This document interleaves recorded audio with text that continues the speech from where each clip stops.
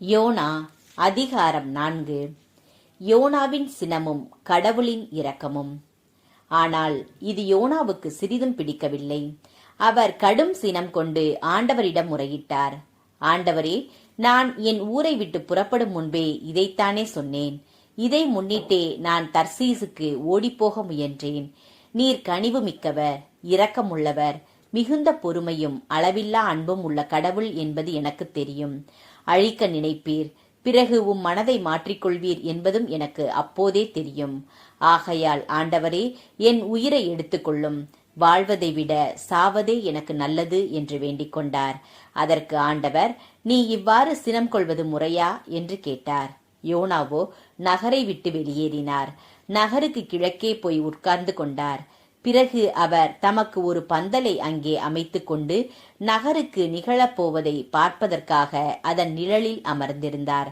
கடவுளாகிய ஆண்டவரது ஏற்பாட்டின்படி ஆமணக்கு செடி ஒன்று அங்கே முளைத்தது. அது வளர்ந்து யோனாவின் தலைக்கு நிழல் தந்து அவரது மனச்சோர்வை நீக்கியது. அந்த ஆமணக்கு செடியை கண்டு யோனா மிகுந்த மகிழ்ச்சியடைந்தார். ஆனால் ஆண்டவரது கட்டளைப்படி மறுநாள் பொழுது விடியும் நேரத்தில் ஒரு புழு வந்து அந்த ஆமணக்கு செடியை அரிக்கவே செடி உலர்ந்து போயிற்று. கதிரவன் எழுந்த பின் கடவுளின் கட்டளைப்படி கிழக்கிலிருந்து அனல் காற்று வீசிற்று. கடும் வெயில் யோனாவின் தலையை தாக்கவே அவருக்கு மயக்கம் உண்டாயிற்று. வாழ்வதை விட சாவதே எனக்கு நல்லது என்று அவர் சொல்லி தமக்கு சாவு வரவேண்டும் என்று வேண்டிக் கொண்டார். அப்பொழுது கடவுள் யோனாவை நோக்கி, ஆமணக்கு செடியை குறித்து நீ இவ்வாறு சினம் கொள்வது முறையா என்று கேட்டார். அதற்கு யோனா, ஆம், முறைதான்.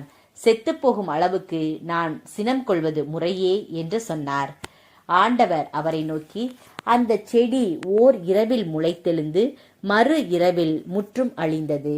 நீ அதற்காக உழைக்கவும் இல்லை, அதை வளர்க்கவும் இல்லை. அதற்கு இவ்வளவு இரக்கம் காட்டுகிறாயே? இந்த நினிவே மாநகரில் 120,000த்திற்கும் மேற்பட்ட மக்கள் இருக்கிறார்கள். வழக்கை எது இடக்கை எது என்று கூட சொல்லத் தெரியாத இத்தனை மக்களும் அவர்களோடு எண்ணிறந்த கால்நடைகளும் உள்ள இந்த மாநகருக்கு நான் இரக்கம் காட்டாமல் இருப்பேனா என்றார்.